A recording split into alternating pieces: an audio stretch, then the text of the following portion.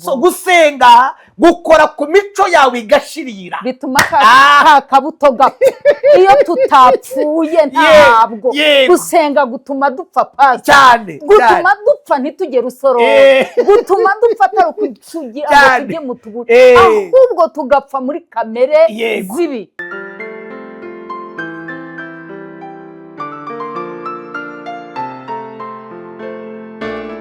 Ndabaramukije mwese bakundwa bene data mu izina rya Yesu, twongeye kubiyegereza nk'uko mutureba.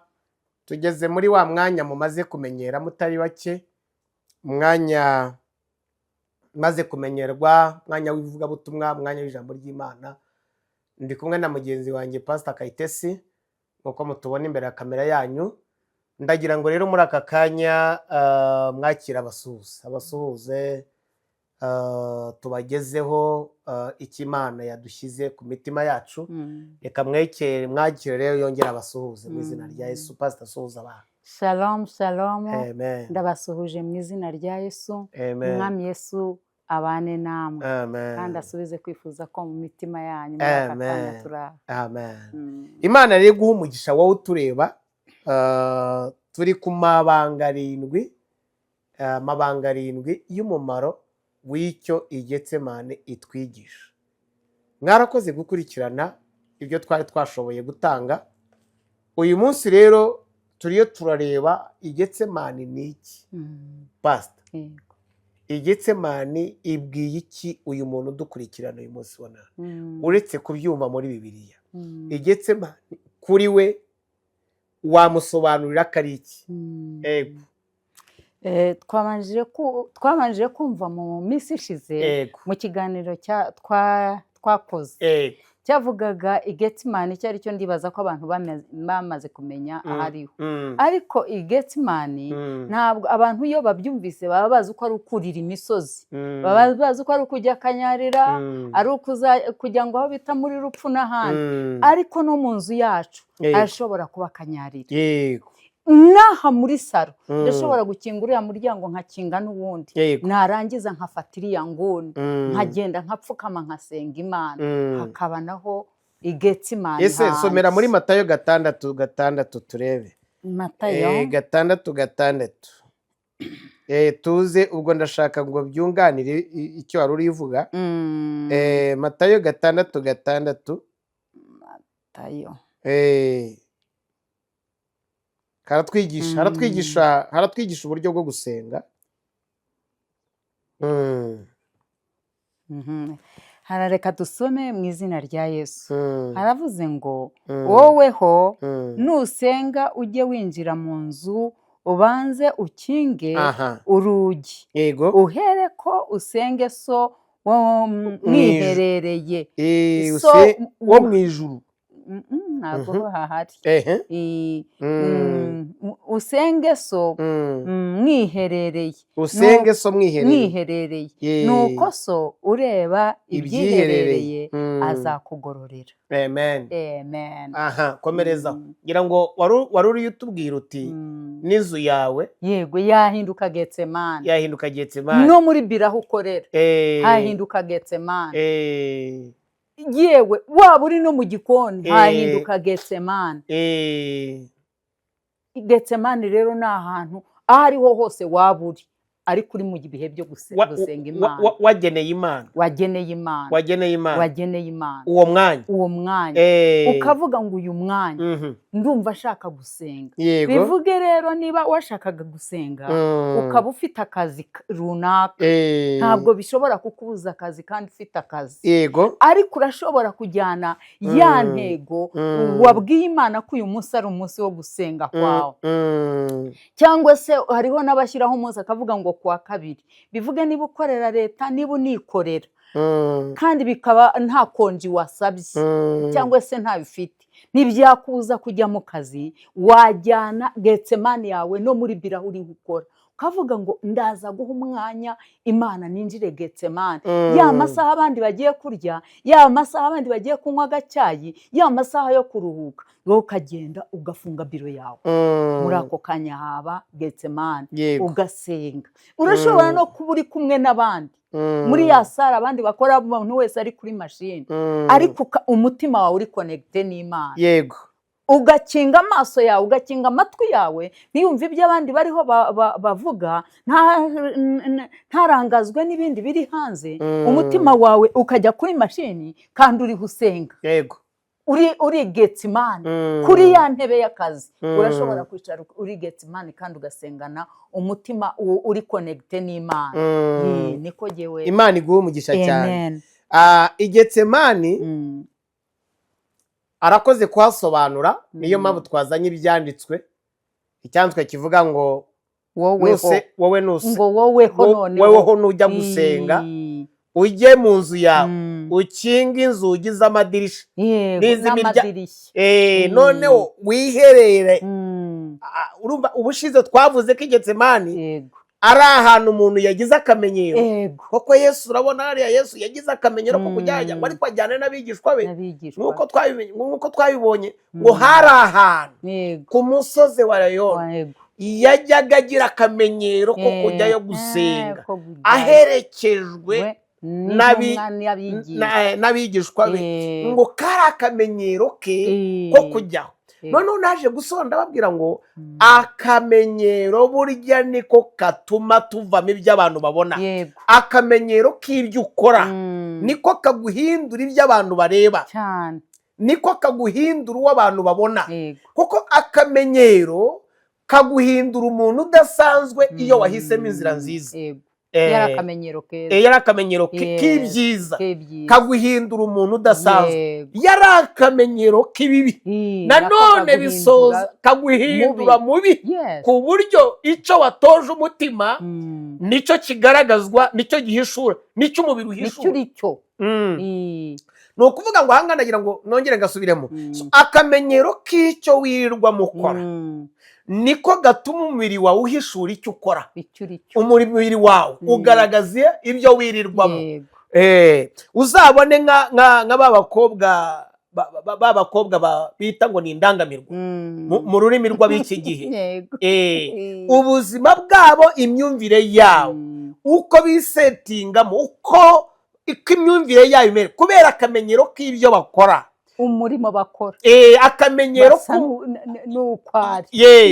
Niko kabyara akamenyero k'ibyo yirirwamo, niko kabyara ishusho y'ibigaragara ku buzima bwe. Sinzi niba ngasobanuye neza. Ni ukuvuga ngo ubuzima bwe icyo abumenyereje nicyo gihishura imiterere y'ubuzima bwe uko iteye. Urabyumva neza? Ni ukuvuga ngo rero aho ni ku bibi, ni ku bibi. Ariko ubuzima niyo mpamvu bitwa usanga baramwita indaya, ugasanga baramwita ibiki, ugasanga abantu babamenyere kuri ako kamenyero k'ibyo birirwamo. Ni nayo mpamvu burya niyo mpamvu utamukoza kwambara imyenda miremire, ntabwo bishoboka. Akamenyero ke azi kwambara akajipo kagufi, akambara utuntu tumwegereye kugira ngo akunde yirehereza amaso y'abagabo mureba, akurure. Koko niko kamenyero. Yicabeshi mu bwonko no mu maso. Ni ukuvuga ngo rero kamenyero k'ibyo ushyize mu buzima bwawe niko kabyara uwo abantu babona. Aha rero Yesu yari afite akamenyero ko gusenga. Yari afite akamenyero ko gusenga. Yari afite akamenyero k'ivugabutumwa, n'iryo ryari ryaramuzanye ngo atangaze inkuru y'agakiza ku isi. Yesu yari afite akamenyero ko gusenga, ngo uyu musozi yarawufite akamenyero. Icama nawe ukagira akamenyero k'ingesi gutwara mu gusenga, k'ingesi gutwara ahantu ho kujya kwira n'Imana. Hanyuma ukagira akamenyero umugore wawe akabimenya ku iyo saha. Nk'ubu ngubu hano mu rugo iwanjye n'umukozi wanjye n'abandi bazi ko kuwa gatatu akamenyero kanjye ko kuwa gatatu nako gusenga, ni umwanya wo kubonana n'Imana, ni umwanya wanjye wo kubonana n'umuyobozi uruta abandi. Akamenyero ko kuwa gatatu ni akamenyero mbese ni ibintu maze imyaka myinshi nkora.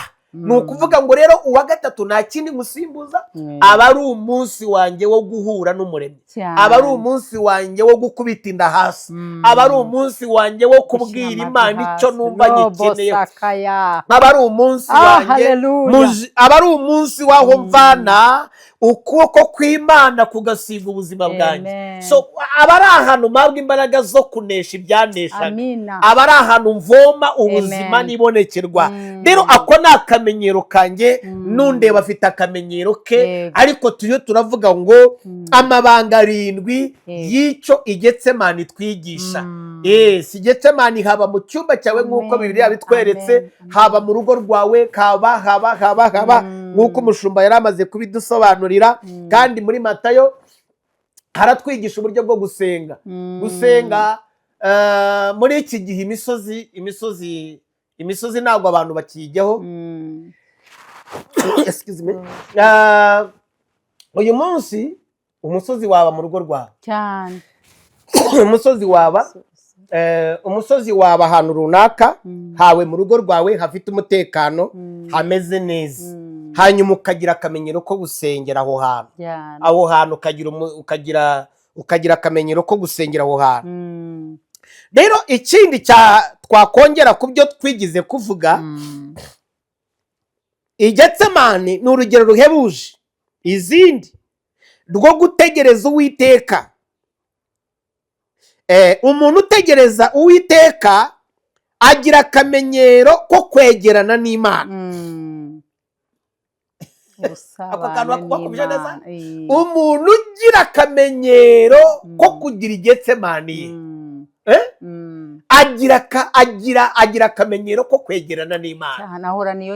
Ahorana iyo nyota irava. Iyo nyota urabona muri iki gihe abantu bafite inyota y'ibyaha, bafite inyota y'ibintu bitandukanye. Niyo mpamvu ubona uyu munsi abantu batagifite iyo nyota yo kwegerana n'Imana, guha umwanya Imana. Ureba yuko igihe n'iminsi byabaye ibintu bikomeye cyane ku bantu uyu munsi wa none. Imana barasa nkaho bayiburiye umwanya mutoya, nta mwanya bakiyibonera, kubera yuko isi irabatwaza igitugu. Umuvuduko w'isi urabatwaza igitugu, umwanya uraba muke. Turirukanka inyuma y'imirimo ni byiza gukora, ariko ugasanga umuntu ibyerekeranye n'inyungu ze n'umwanya wo kugira ngo asenge, ugasanga umwanya wo gusenga kwe nta mwanya uhari. Aho rero uzi icyo bibyara, buriya bibyara ubupagani. Ni kuba imbata ya Satani. Oya, bibyara ubupagani, kuko iyo umubiri wawugaburiye, urabyumva neza, iyo umubiri wawugaburiye ukwishyuza iby'umubiri cyane, unarota iby'umubiri, ukanorota n'iby'umubiri. By the way, so ni ukuvuga ngo iyo umubiri wawutoje kuwugaburira, ukawurya, ukanywa, buri manywa buri joro, iyo usinziriye nanone ibigaruka n'iby'umubiri, nayerekwa, naki, ikintu cyose umubiri iyo wamaze kuhaza ibintu byose. Niho Yesu yatangiye itangazo muri Luka avuga ngo mwirinde ntimuzaremererwa n'ivutu n'amaganya y'isi. Amaganya rero icyo bishatse kwerekana ni iki? Amaganya y'isi nibyo twirirwamo, ni stress y'isi. Kwibuka aho twavuye tukagwa. Yeremiya igihe bari muri Nuza yavuze ijambo ryiza cyane mu maganya ye, yavuze ijambo ryiza cyane, arasenga. Reka habaye ngombwa ko mareba ibice 5. Yeremiya ibice 5. Hasoma urebe. Yeremiya, amaganya Yeremiya 5 umurongo wa 21, umurongo wa 20 n'uwa 21. Uhansomere wumve. Yarari yakumburiwe, akumburiwe. Uyu munsi abantu ntabwo bafite umutima wo gukumbura ibihe byo kubana n'Imana. Nta n'umwe wasanga muri ofisi. Yeremiya kangahe? Yeremiya ibice amaganya Yeremiya. Ni amaganya. Amaganya Yeremiya ibice 5 umurongo wa 20 na 21.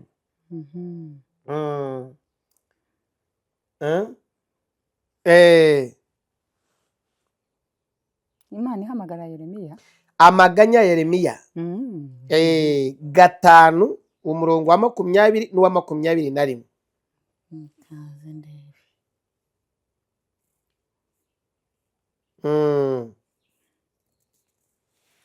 Imana ibaho umugisha cyane. Igetsemani ntacyo reka mvugura uhashaki. Igetsemani twigisha impinduka mu buzima bwacu no mu itorero. Impinduka zigenwa n'ibihe tugirana n'umwami wacu twiherereye. Impinduka mu murimo wa Yesu, mu gushyiraho impinduka mu murimo wa Yesu zazanwe nuko yarageze Igetsemani. Igetsemani ahageze tuhabona impinduka zabaye kuri Yesu. Hamuhesheje imbaraga zo gushobora gutsinda no kujya ku musaraba kugira ngo acungure abari mu isi. Yes. Amaganya Yeremiya 5 umurongo waho, Yeremiya yarageze ahantu akumbura ibihe byo gusenga. Akumbura ibihe by'iwabo. Akumbura ibihe. Yatura ijambo aravuga ngo Mana, kuki watwibagirwa igihe kingana gutya? Kuki watwibagirwa igihe kingana gutya? Amaganya Yeremiya 5 umurongo waho, telefone niba byanze jya muri nuza muri Yeremiya mu gitabo cya Yeremiya 5. Yeremiya 5. Amaganya Yeremiya 5. Amaganya noti Yeremiya. Amaganya iyo uvuye kuri Yeremiya nirwo rwandiko uhita uhura narwo. Amaganya Yeremiya 5 umurongo waho wa 20 aravuga ngo kuki watwibagirwa iteka ukatureka igihe kirekire kiresha gityo.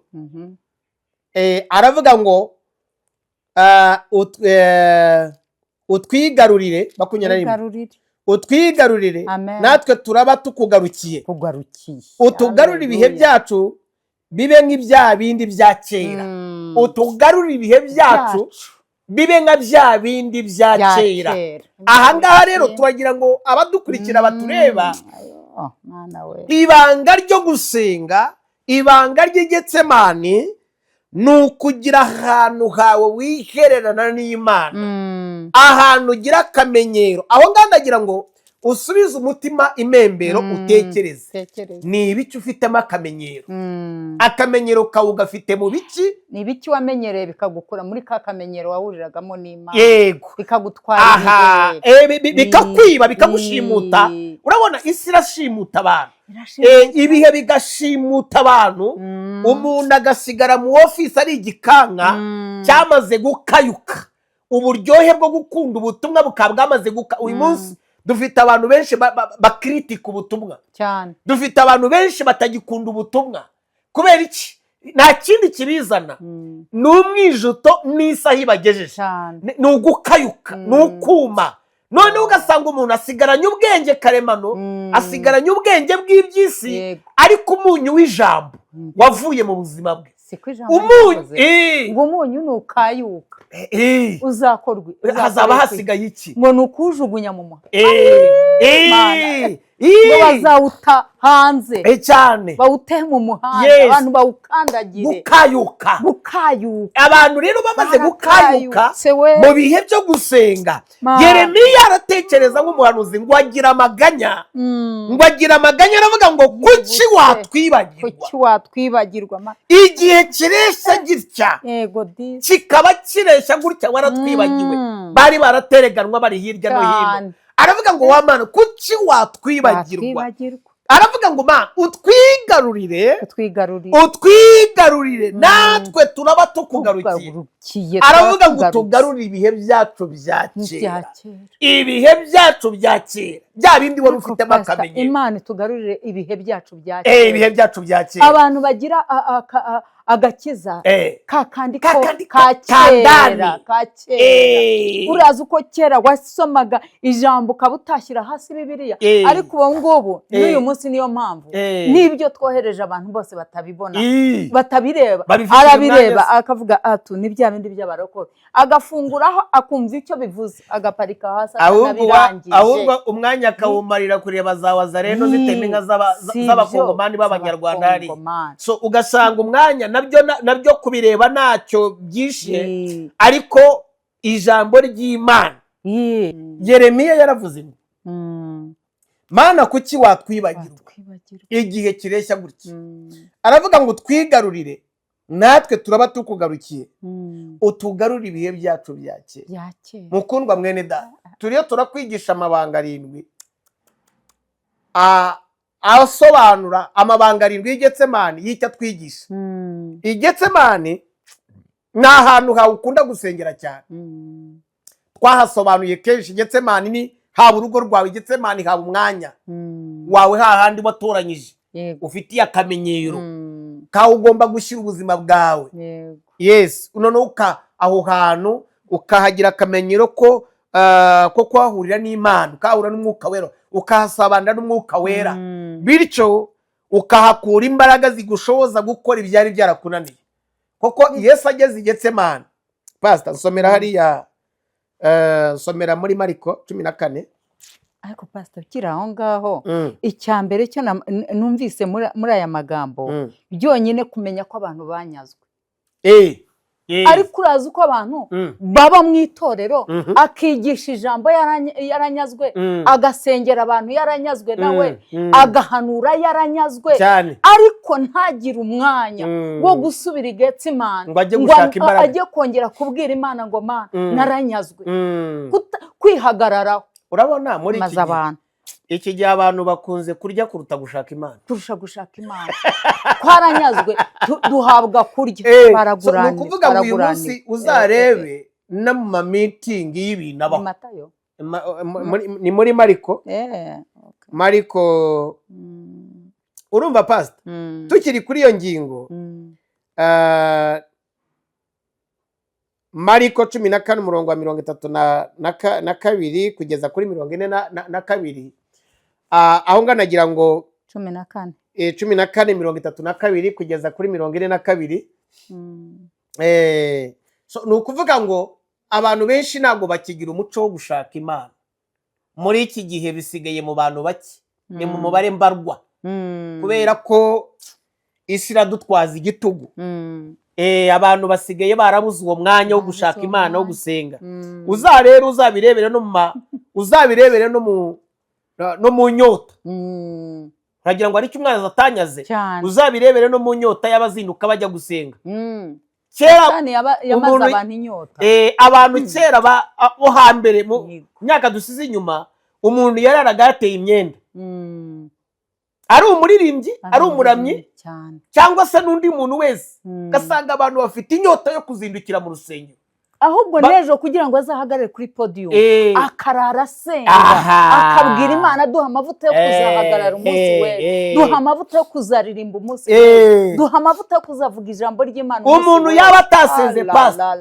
nashobore kuba yajya no kwatite kubwiriza yabaga afite isoni afite ubwoba cyane akavuga ati nago najya ku ruhimbi simeruka mu cyumba cyo gusenga simeruka mu cyumba cyo gusenga none uyu munsi wa none ibintu kubera Imana barayifashe ahera h'Imana ntabwo abantu bagifite umutima wo gutinya Imana niyo mpamvu ubona ibi bintu mbese byabaye ibindi bintu nazi uko nabisobanura muri uyu mwanya abantu ntabwo bagihindura umushitsi umurimo w'Imana nibakigira imyumvire ihindishwa umushitsi n'umwuka wera ngo noneho bavuga batari ko se naririmba gute najya kuri simeruka maze ukwezi ndi mu kazi maze icyumweru ndi mu kazi ndya nkanywa ubu ndajya ku ruhimbi ndajya kuvuga iki ndavuga iki ndasobanura iki nafite ubuzima umwuka wera atamaye icyo ngomba kubwira abantu none uyu munsi abantu barirwa mu byayi barirwa bariya Mana rwose muri iki gihe iki ni igihe cy'ibiryo cy'aho abantu benshi bagura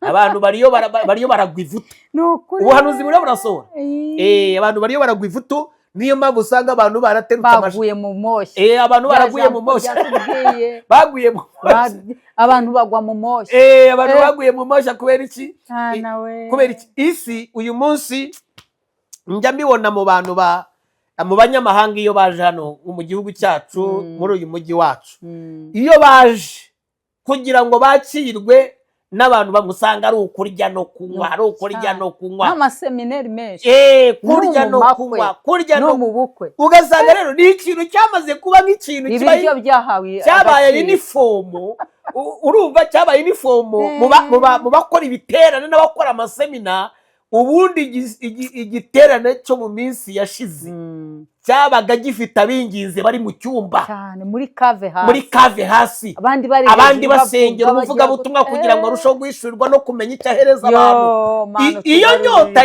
yaranyazwe abantu ntabwo bagifite aba bakirisitu n'abingizi ntabwo uwo mutima barawunyazwe barawutakaje niyo mpamvu umuntu asigaye ahanura ivuto uba abantu umuntu aragira atya yajya ati nyokorome yarakuroze ati urazi impamvu ugira inyatsi ni nyogosenge ako kanya kabakomanije abantu akaba arabarwanyishije arabateranyije kubera iki ntabwo yigize ahishurirwa nta gisenga inyota nikiri muri we ngo avuge ngo mana uravugana nanjye abandi ntibagisenga urazi ko hariho abantu basigaye bashyiraho abantu ngo babasengera bakanabashyiraho ibiguzi kavuga ati ngewe ninjya akanyarira urama 30,000 uzamarayo iminsi iyi n'iyi ntabwo ari byo bakundwa ibi byose biratwereka gutakaza umutima wo gusenga gutakaza umutima wo kumenya Imana gutakaza umutima ibintu byo muri iki gihe nimba nguhereze nimba nguhereze koko kubera iki isi iratwaza abantu igitugu isi irabakurura niyo mpamvu gutsindwa kubaye kuri rero inkingi ya karindwi twari twavuze 6 ubushize ariko inkingi ya karindwi itwereka urugero ruhebuje rw'izindi ngero rwo gutegereza Uwiteka umuntu utegereza Uwiteka agira akamenyero ko kumenyerana n'Imana agira akamenyero ko gushyikirana n'Imana yes mu buryo bwimazeyo mu gihe gikwiriye turabona Mose mu kuva 3 umurongo wa 3 kugeza kuri kuva kuri 2 kugeza kuri 3 kugeza kuri 5 tubona igihe Mose yazengurukaga mu mahindura y'umukumba ahinduye ngo agiye kwitegereza abona igihuru kiraka kirakongoka ngo arangije ngo agira amatsiko yo kwitegereza icyo gihuru ngo arangije ajya kureba muri uko gutera intambwe ajya kureba Imana ivugana nawe muri icyo vugana n'Imana Imana iramubwira ngo buhagaze Mose banza ukweture ntabwo ukwiye ariko Mana we banza ukweture izo nkweto zawe aho uhagaze nahera Imana iramubwira ngo aho uhagaze aho nahera aho uri nahera uyu munsi rero imitima y'abantu batakaje umutima wo gutinya hera hitirirwa Imana niyo mpamvu akavuyo kahabereye ibyaha bihabereye imyifatire idakwiriye ihabereye abantu ntibagitinya hera niyo mpamvu Mwuka Wera yabasize Mwuka Wera yabasize arabihorera kubera nta muntu ugifite umwuka wo gushaka kwihana ntibagira akamenyero ntabwo bashaka kwihana araririmba yaraye muri kadrake araririmba yaraye muri buwate aravuga ijambo yarayasinze njyewe naratangaye pastor ariko sindi buhavuga ngo umuntu umukozi w'Imana afite ikibazo yitabaza mugenzi we nkuko yakwitabaza akanyitabaza arubwira ati ko naherutse usenga kuri umunyamasengesho waje ukamfasha iki kideni bagiye kuntereza inzu ngo barasenze arasenga ajya mu cyumba bamuha icyumba ati nimushaka mwigire mu kazi jewe mu icyumba gusa bamuhereza urufunguzo rw'icyumba ariko umunsi wo kuva muri ya masengesho yayavuyemo ati nimanze mume ka mitsingi asaba inzoga umuntu bari bizeye nk'umukozi w'Imana wano umupagane umuntu bari bizeye nk'umuntu usenga bikemera ndavuga ngo urazi uko koko abantu bazasigara ari icyaha reka nkubwire reka nkubwire akantu kamwe abantu bagurikiye banyumva. Buriya nta gihugu kitagira inasi cyane, kindagira ngo babyumve neza, nta gihugu kitagira inasi zigitatira. Niba itorero riri ku isi rirwana urugamba rwo kugira ngo rimenyekanishe Yesu, iteka ryose rizagira inasi zambaye umwambaro twambara, biyita abakozi b'Imana ariko bagamije guhindanya, biyita abayuda atari bo kagira ijambo ry'Imana ryavuze. Yes, ngo imbere ari nk'amasega ryabo. Yes, rero ibyo kuba atabizi kubitandukanya, niyo mpamvu babifata ntibashobore gutandukanya Pastor Steven, niba mutandukanye n'icyo gisambo, bagafata ibintu byose koko twitwa twese turi mu mwambaro wa gikozi cy'Imana, ariko ntibashobore gutandukanya imbuto zanjye n'iz'abandi. Igisambo nk'icyo cyagira ni cyane n'Abanyarwanda bavuze ngo umukobwa atwara rumwe agatukisha bose. So ntabwo isi ifite ubushobozi bwo gutandukanya umuntu ukorera Imana n'utazikorera, kuko twese iyo batubonana mu mwambaro nk'uyu bumva ko twese turi abakozi b'Imana. Kandi mu itangiriro hatubwiye ngo mwitonde musenge kugira ngo mutazagwa mu moshya. Yego, ariko iyo utasenze uhura n'ibipucuru. So iyo utasenze, umubiri utasenze ukenera kurya, umubiri utasenze wijuta irari, umubiri utasenze wijuta ibibi byose, ugusubiza no ku byo wavuyeho. Nibyo ndi mu kuvuga ibyo, nibyo ndi mu kuvuga. Gusubira kuri kamwe, umubiri utasenze ugusubiza ku ivata ry'ibyaha. Umubiri utasenze ngo wakire uhindurwe n'agakiza, usubiza umuntu mu mico y'ubujura no guheheta. Ubuzima butasenze ngo buhindurwe n'ukuri kw'agakiza, uteka imitwe ukajya kwiba.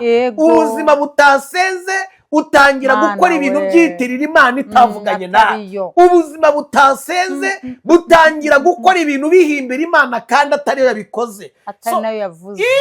So niho imitwe iviriye. Kubera iki? Ubuzima bw'abantu benshi, ubuzima butagize akamenyero ko gushaka guhindurwa n'ukuri kw'agakiza, abantu barapagana, batakaza ubunyangamugayo, hakimikwa imico mibi. Ni nayo mpamvu inkoni zakubiswa b'itorero muri iki gihe ni ubuzima bw'abantu batasengaga. Kandi reka mbabwire aka kantu, Pastor unyemera akangaka ngavuga, buriya gusenga bidahinduye ubuzima bwawe, ntushobora kwigisha abandi gusenga. Kuko gusenga, umuntu wegerana n'Imana, gusenga bituma wowe urushaho kwisobanukirwa. Kuko uko turushaho kujya imuhengeri dushaka kwegera n'Imana, bihishura imiterere yacu, birushaho guhishura twebwe turimenya. Kuko Imana niye. Rero iyo twegera Imana tuyegera, Imana irushaho kutubwira ngo aho muhagaze nahera, muri yo muraza, none imiterere yacu ikajya ahagaragara. Ni ukuvuga ngo gusenga gutahura wowe, gusenga guhishura wowe, gusenga kwerekana wowe. So gusenga gukora ku mico yawe igashirira, bituma kabuto gapfa. Iyo tutapfuye ntabwo gusenga gutuma dupfa pasi cyane, gutuma dupfa ntitugere usoro, gutuma dupfa atari ukugira ngo tujye mu tugutu, ahubwo tugapfa muri kamere zibi, tugapfa mu byaha. Yesu yigize kuba ari mu ivugabutumwa ngo umuntu umwe ashaka kumubwira ati wamayeho agahushya nkabaza nkajya kurwaza data kugira ngo mbone kugukurikira. Aramubwira ati nta muntu nkurikira usubiza amaso inyuma, reka abapfu bahamba abapfu babo. Ureba uzi icyo yashaka kubabwira? Yashaka kumubwira ngo reka abapfu mu buryo bw'umubiri bahamba abapfu babo mu buryo bw'umubiri wabo, naho wowe ngwino unkurikire tujye gukora umurimo, kuko igihe mfite kibari uko ndabona kiriho kigenda. Ngwino dukomeze tujye kuvuga ubutumwa bwiza. Rero harimo abantu badafite ubuzima bwo muri Kristo, babarwa nk'abapfu. Ariko batapfuye mu buryo bw'umubiri, ariko ahubwo baba barapfuye mu buryo bwo mu mwuka. Abo rero batakaza ubunyangamugayo, baba ibisambo, bateka imitwe, nibo birirwa kuri za internet. Mbese sinzi ukuntu nabivuga, ariko mu by'ukuri ubupfapfa n'ubupfu nicyo kibugaragaza. niho Pawulo yavuze ngo byose byamuhindukiye nk'amase. Hariya yavugaga impinduka, yavugaga ku mpinduka ze akimara kubona Yesu akoze mu buzima bwe, ngo abona amaso yabona ubutunzi buruta ubwo yakurikiraga cyane, ngo amaso abona ikindi kintu kidasanzwe. Aravuga ngo ku bw'uyu nahisemo kwemera guhomba byose cyane. Ibyo yahombaga urabizi ibyo birivuga, yahombaga ka gacupa agahomba umukobwa mwiza n'umugore mwiza utarajyaga umunyuraho. Mana we, ibyo Pawulo avuga hariya ni uguhomba ibyo kamere yamukoreshaga. Kurya buri munsi buri kanya bidafite gahunda. Yahombaga ibyo ngibyo rero, yahombaga ibyo ngibyo. Niyo mpamvu yavuze ati kubw'uwo nahisemo guhomba byose. Ati mutekereza ko ari ubutunzi butagereranywa, ubutunzi bwo kubona Yesu. Dore aha ngaha Pawulo yaravuze ngo iki mu rwandiko yandikiye umuhungu we Timoteyo, reka amasome nta kibazo. Yaravuze ngo Pawulo ashimira Imana kubw'imbabazi yamugiriye, ngo ndashimira Kristo umwami wacu wabashije yuko kuntekereza yuko ndi uwo kwizerwa akangabira umurimo we, ngo nubwo nabanje kuba umutukanyi n'urenganya n'umunyarugomo, ariko narababariwe muri we kuko nabikoze mu bujiji narizera. Ibintu byose abantu babikora mu bujiji kuko bataramurikirwa n'umucyo, bataramurikirwa n'umucyo. Kubera iki? Agakiza gakora ku mico yacu, noneho umuntu agahinduka ku kigero cyuzuye. Rero i Getsemani itwigisha urugero ruhebuje rwo gutegereza Imana no kurindira aho tugomba guhabwa imbaraga zidushoboza gutsinda. Komeza hahandi muri Luka 22 umurongo wa 30 umurongo tuyire tugana ku musozo, umurongo wa 39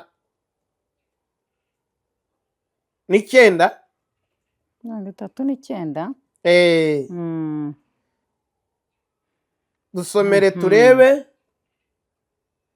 tugana ku musozo. Hamwe twatangiriye rwose. Arasohoka ajya ku musozi wa Reyayoni nk'uko yarabimenyereye. Abigishwa be baramukurikira. Agezeyo arababwira ati nimusenge kugira ngo mutagwa mu moshya. Agezeyo arababwira ati nimusenge kugira ngo mutajya mu moshya. Ngo atandukanaho nabo gatoya nk'ahareshya n'ahaterwa ibuye, ngo arapfukama arasenga ati data n'ubu ubishaka undeze iki gikombe, ariko bye kuba uko nshaka bibe uko wowe ushaka. Noneho umurongo wa 40 urumva aha hantu yari atinze, urumva aha hantu yari afite akamenyero. Umurongo wa 43 uravuga ngo marayika uvuye mu ijuru aramubonekera amwongerera imbaraga. Aha rero iyo tugize akamenyero ko gutegereza ahantu mu cyumba cyawe runaka ukahategerereza, nta gihombo kihari. Niyo ugeze muri cya kibaya cyitwa Baka, Imana irahagusanga. Niyo ugeze mu bibazo gikomeye, niyo ubona intare zashinyitse amenyo, ahandi ukigize gute ugipfukamye hahandi akoherereza imbaraga zo kunesha cyane. So ni ukuvuga ngo ahangaha Yesu yahawe imbaraga ari mu bihe nk'ibyo tujya tunyuramo. Yego, urumva hariya muri Zaburi haravuga ngo abafite inzira z'imitima igana Siyoni, ngo banyuze mu gikombe cyitwa Baka, ngo imvura y'umuhindo ibatambikira amasoko. Haleluya, igitambikisha imigisha. Imvura y'umuhindo ngo icyambika imigisha. Dore akantu karyoshye kari ngo abo bagenda bagwiza imbaraga ngo mu maso y'Imana y'i Siyoni. Ni ukuvuga ngo abantu bagenda bagwiza imbaraga mu cyumba cyo mu ibanga, aho twakomeje kwita i Getsemani. Aho niho duhabwa ibyo abandi badafite, aho niho duhabwa ubwenge bw'Imana, aho niho duhabwa ubuntu bw'Imana, aho niho dusigirwa. Yemwe abatuye isi mwumve turabamenera amabanga, aho niho twuhagirirwa, aho niho twongera kuvuga Imana ikavuga ngo mwana wanjye kuva utsinze ukagaruka ndakubabariye. Aho niho tubabarirwa.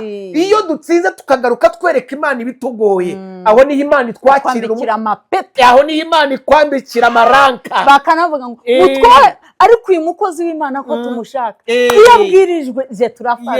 Buri gihe asukwa ako kanya ababwirije mu gafata. Nuko Getsemani yahambikiwe imbaraga zo kunesha, akambikirwa uwundi mwambaro, isura yigahinduka, amateka agahinduka, ubeshyi yagiraga bugahinduka, agasigara atanga ubuhamya ngo kera nari meze ko ariko usiko nyimeze. Amen, amen. Rero Getsemani icyamunani, Getsemani twigisha ko ari ahantu twongererwa imbaraga. Getsemani twigisha ko ari ahantu twongererwa imbaraga. Amaso y'Imana yacu aba ari Getsemani. Itwigisha ko tumarana n'Imana igihe kirekire imbere y'Imana, tukarushaho guhabwa imbaraga z'igihe cyiza dushoboza kurenga ibihe bikomeye cyane. Aho rero niho dutsindira. Getsemani ngaya amabanga agera mu 8 adufasha. Niba baradukurikirane muri video ya mbere, niba ukaba ubyo twongeyeho ibintu bibiri, Getsemani ikwibutsa ibihe byo gusenga uvuga uti Mana nsubiza ibihe byanjye nari mfite kera. Kugira inyota no kugira ishyari. Erega burya Getsemani yawe ikwibutsa ibihe watakaje, ukamera nka Yeremiya. Senga Uwiteka bintarura mu mpagarara, binyibutsa aho datari ngo tumusanga. Amen. Aturuhure. So rero gusenga bidutarura mu magarara, bidutarura mu kavuyo, bidutarura mu bintu. Yewe muntu udukurikira we, ufata ibihu bitakarije hirya no hino, bimugarukeho, garuke ku isoko. Ndiyo ndafashwa cyane. Agaruke mu biheze. Yibuke ko yanyazwe. Agira ishyaka. Ahaguruke. Kandi aho hantu ave, aho atinze, ibyo atindanye nabyo atindane na Yesu, aryongera agarurizwa ibihe. Nabwira Imana ati Imana subiza ibihe byanjye bya kera bimere, ibihe byanjye bimere nk'ibyo nari mfite kera. Ariko uza abantu bazindukiraga mu nzu y'Imana uyu munsi batakizindukira. Zanibature uza abantu bararaga makesha, uza abantu bararaga makesha kuwa gatanu, bagiraga iyo nyota. None uyu munsi babishimbuje kubyuka bajya gukora siporo ku cyumweru cyane. Ahubwo akajya gusenga isi yose ikabimenya. Wanafasha abantu yanyota. Ubu niyo kubyuka ibinyota abantu bafite cyane, niyo kubyuka birukanga imihanda y'umujyi wa Kigali. Ubundi inyota basigaye bafite, umuntu asigaye yirirwa agendana gurude. Iyo nyota inyota y'amazi gusa, atari inyota y'Imana ngo twogereho n'amazi y'ubuzima. Ufite ikibazo. Abantu amateraniro basigaye bayaziraho bashakiye. Dore ibanga. Basigaye bayashakiramo, ugasanga bavuga ngo ngiye ndasenga irya 4, kandi wagize agiriwe amahirwe we urusengero rwe rutaranafunzwe, ariko ntajyeyo ntaterane. Ariko ze niyo zaba zitagize, niyo zaba urusengero inyubako yabaragize ikibazo, hari n'izindi zikinguye. Oya, Yesu nta nubwo yigeze ibyo ngibyo ntibyari binariho mu gihe cya Yesu, kandi abantu bagafashwa. Imana igumugisha cyane. Rero urasoza ubwira icyo abantu pastor. Umva, ndiho ndabavuga ngo nibagaruke ku isoko. tugaruke ku isoko, haleluya, twongere tugire ibihe byo gushaka Imana, twongere tunisobanukirwe pastor, twisobanukirwe ko ari cyo twambuwe kandi ari cyo cy'agaciro, twongere twibuke ko twavuye mu mugambi w'Imana, yego, twongere tugaruke imbere y'Imana, dutindane na data wa twese wo mu ijuru, amen, two gutindana n'ibibazo, iyo twatindanye nawe adiriringa n'ibiturgoye, iyo twatindanye nawe atuneshereza n'ibyo tutari twamenye, twongerere dufate Yesu, tumufate kuri porte sentire, tumufate kuri porte sentire, uvuga ngo sinkurekura, utasubiza ibi, akirane. Yakobo yari amaze kumenya yuko hari ikintu yambuwe, we nta nubwo yari akizi, ariko mu gukirana na marayika yahise amenya, aravuga ngo ariko urinde, aravuga ngo ni Yakobo, ko bombi uriho urarwana n'izina urazi uko iyo twatindanye n'Imana idusobanurira icyo tumaze igihe turwana nacyo cyatubayeho shene tutakizi we ntabwo yari azi uko ariho arwana n'izina ry'uburiganya ari ryo rimuzerereje ari ryo rituma atakira donc bivuge iyo twatindanye n'Imana tugasubira ku isoko dusobanukirwaho ibintu byacu byapfiriye dusobanukirwa aho twaguye tukongera tukajya imbere y'Imana tukamenya ya makuru wari uri kutubwira imbere y'Imana Mana we twongere tugirane ibihe by'Imana umugore wagize ibihe by'Imana ntatsindwa ngo asenye umugabo wagiranye ibihe by'Imana agatindana n'Imana asa nayo kandi igitinyiro cy'Imana kiba kimuriho umuntu watindanye n'Imana agira yandi mavuta umuntu watindanye n'Imana hari urundi rwego ava akagera ku rundi umuntu watindanye n'Imana agira ihishurirwa agahishurirwa n'ibyo abandi batazi nakureba gutya nkasobanukirwa ikiri muri wowe nkakubwira ngo nyamara ihana ariko uyu munsi kubera ko akenshi twavuye ku isoko tubana n'abavuye no ku isoko nabo barangiza bagahishi bakatubwira ngo duhishe ibyaha byacu tukavuga ngo ni amahoro kandi atari amahoro igihe twavuye mu buntu bw'Imana Imana rero iduhe imbaraga zo kongera kumenya gusobanukirwa icyo gihe nabuze cy'agaciro. Amen. Murakoze cyane. Icyo nakongeraho nanjye iki ni igihe cyo kwihana bakundwa. Iki ni igihe cyo kwihana. Iki ni igihe cyo kwihana kugira ngo iminsi yo guhemburwa kwawe ibone ukwiza iturutse ku Mwami. Niko umwanditsi w'igitabo cy'ibyakozwe n'intumwa niko yavuze mu bice zaho 3 ku murongo wa 19 yaravuze ngo mwihane kugira ngo iminsi yo guhemburwa kwawe ibone ukwiza iturutse ku Mwami Imana ihabwe icyubahiro cyane. Rero inshuti bakundwa mutureba mudukurikirana ndabizi ko aya magambo mu biki gihe mutayakunze ariko afite ba nyirayo. Ndabizi ko aya magambo ahandi imitima yanyu kuko mudakeneye kwihana ariko turababwiriza ubutumwa bwiza. Uyu muti bawumwe uyu muti ni mwemere gusharira ni bawumwe. Umwuka we afite agahinda. Umwuka we afite agahinda k'abantu bazimiriye muri isi bazimiriye mu bintu bitandukanye kandi disi wajya no kwitegereza nta musaruro w'ibyo banakurayo. Uri hehe n'ubundi ariho ararira kubera iki yiba banazimiragayo bakagira n'iterambere banaza bakagira n'ibifatika bazana ntabwo bazi ko bikomoka ku Mana ntibazi ko biva ku Mana ariko ugasanga Satani ibihe byawe ubirangirije mu bidafite umumaro igihe cyawe ukimaze mu bindi bintu bidafite inyungu bikuzanira ugasanga amasaha manini cyane menshi uyamariye muri za filime uyamariye mu kabari uyamariye mu kujya kureba imipira na TikTok wa mwanya wo gusenga twagiye kuri TikTok ugasanga umwanya nk'uwo uri muri ibyo bintu n'ibindi bizanwa n'umuvuduko no gutera imbere ukajya kwika ugasanga umunsi wawe urangirije muri ibyo amasaha yawe 12 yamariye muri ibyo mu by'ukuri ugataha nta kintu cyuye kandi wabwiye ko wagiye guhiga nta kintu wagiye guhiga ariko mu by'ukuri ushoboye kumenya ikintu twigisha ukwigira ihame ryo kumenya gusenga ukamenya ko byose ukeneye bituruka ku Mana nta kidashoboka muri yo yashobora kuba yananirwa kugukorera.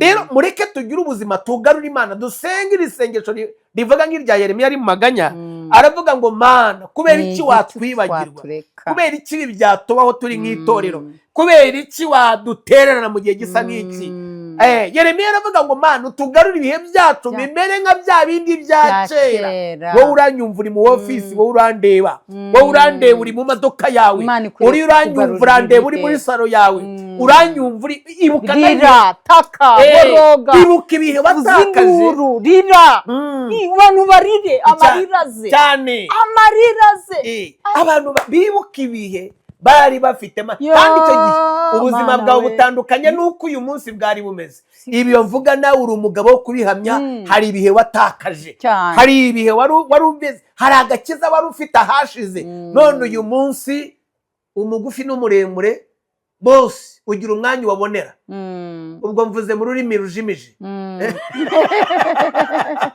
So rero bene data mwihane niko umwuka wera avuga mwihane kugira ngo iminsi yo guhemburwa kwanyu ibone kwiza iturutse ku mwami Imana.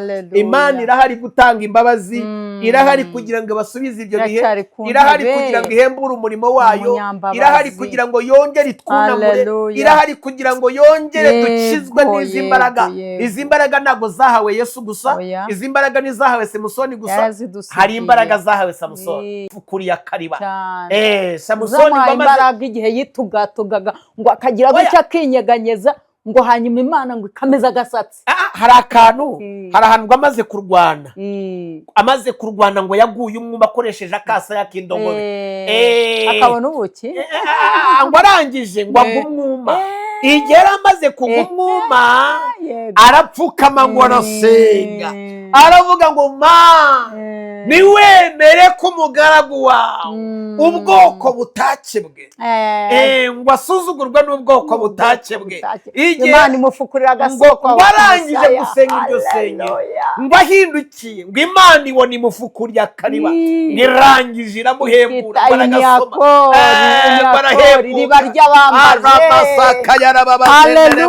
Ngo arangije ngo aragasogongera, ngo arangije ngo arahembuka, ngo abona imbaraga, umutima urongera. Nagira ngo umutima w'uyu mama umurikirana, umutima w'umupapa undeba, umutima w'umupasitori undeba, umutima w'intumwa ndeba, ndagira ngo nkubwire ngo umutima wakakariye, umutima wakakariye ahantu, umutima watsinzwe n'ivuto, umutima watsinzwe na byinshi. Turavuga bikeya wabuze ibyinshi unyuramo, ariko ndagira ngo Imana dukorera, Imana yaremye ijuru n'isi, igufukurira iriba ry'umwuka wera, wongere usubizeho umutima, wongere uvome aho kuri Samusoni havuze bahita ngo ni iriba ry'abambaje. Imana igufukurira akariba nawe usubirane isoko yo kumererwa bundi bushya, usubirane isoko yo kongera kuganirizwa usubirane imbaraga z'umwuka wera. Imana yongera ikuganirize. Uyu munsi dufite abantu barimo gukopera ubwenge na diplomasi y'isi. Dufite abantu barimo gukopera ubwenge na diplomasi y'isi, sisitemu y'isi. Urabona itorero risa nkaho abantu dufite, iyo ugiye kubona bakora nk'uko isi ikora, barakora ibintu bisa nk'ibintu birimo igipolitiki cyinshi, abantu barakora ibintu ntabwo bigifite icyanga cy'umwuka wera, nta mwuka wera ukibirimo. Urajya mu materaniro y'abantu runaka ugashaka uburyohe bwabyo ukabibura, ukayibaza.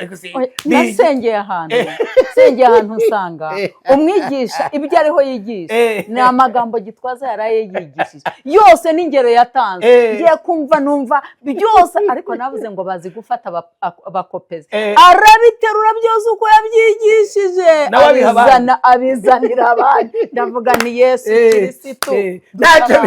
Ntacyo hicaca ntitwabivugaho, twatwara undi munsi, ariko rwose yarakoze, yabaye umwigishwa wo gutwara ibintu. Ariko si iyerekwa rye ntiyari yasenze. Nta kibazo, Bibiliya Pawulo avuze ngo iki, ibyo nta kibazo mufite mushumba, mba nkwereke impamvu njyewe nabitindaho.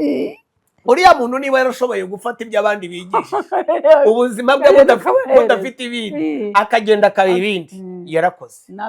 Pawulo yaravuze ati ibyo nabigishije, abwira Abafilipi ati ibyo nabigishije, ati namwe ni mu biteruro muzabiha abandi bo kwizera. Rero umwigishwa mwiza nushoboye guterura nk'ibi turimo kwigisha, nawe nagenda abiha abandi, nagende rwose umwuka mufashe nawe abihereza abandi. Imana iguha umugisha cyane, nawe kandi muhe umugisha, yarakoze. Reka rero dusoze, inshuti zanjye, duhamagarira abantu bose mudukurikirana, bazatwumva n'abazatwumvisha abandi. Iki ni igihe cyo kwihana, ni igihe cyo kwihana kugira ngo ubuzima ubwacu n'ubwanyu busubire ku isoko, busubire ku isoko yo kongera, dusubire ku mavi. Ubuzima bwacu tubusubize ku kamenyero ko mu cyumba cy'ibanga, mu cyumba cyo gusenga. Ubuzima bwacu tugire akamenyero. Nababwiye ngo icyo ubuzima bwawe bumenyereje nicyo bubyara bwo. Nubumenyereza kubushyira mu kabari, buzagenda butura imibi y'inzoga n'ibindi. Nubumenyereza kujya mu buraya, uzikanga ariyo mwambaro wambaye. bazagukura amenyo uri mu kabari, bazagukubita inkoni utateganyaga, uzahura n'ibintu byinshi bikomeye. Rero nshuti zanjye, mugarukira aho ngaho mwari mugeze. Imana ibategeye ibiganza, ibategeye ibiganza. Keneye ko mwihana, mugaruke. Getsemani yawe irahari, yarateganyijwe. Imana ibaho umugisha cyane. Mwongere musubire ku rufatiro, mubwire Imana uti Imana, nsubiza ibihe byanjye biri nk'ibya kera. Nimwige kubalansinga ibyo mwirirwamo, Imana muyigenere nibura umwanya. Murebe ko ubuzima bwanyu butari buvomererwe, Imana ikabaho umugisha. Reka dusenge Imana. Mana yanjye nkorera iteka ryose, dusabiye abatureba n'abazatureba mu izina rya Yesu. Reka imbaraga z'Umwuka Wera zamanukiye mu gashyamba k'Igetsemani, marayika akazimanukana akaziguha, Mwami, kugira ngo ushobore gucungura isi.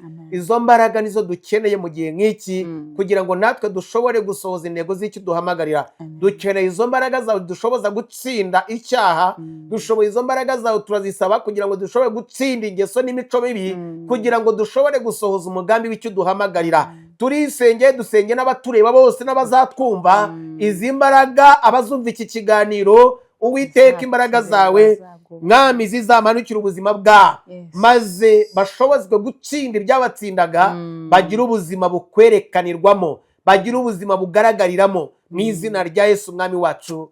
Amen. Imana ibahe umugisha. Shalom, shalom. Imana ibagirire neza.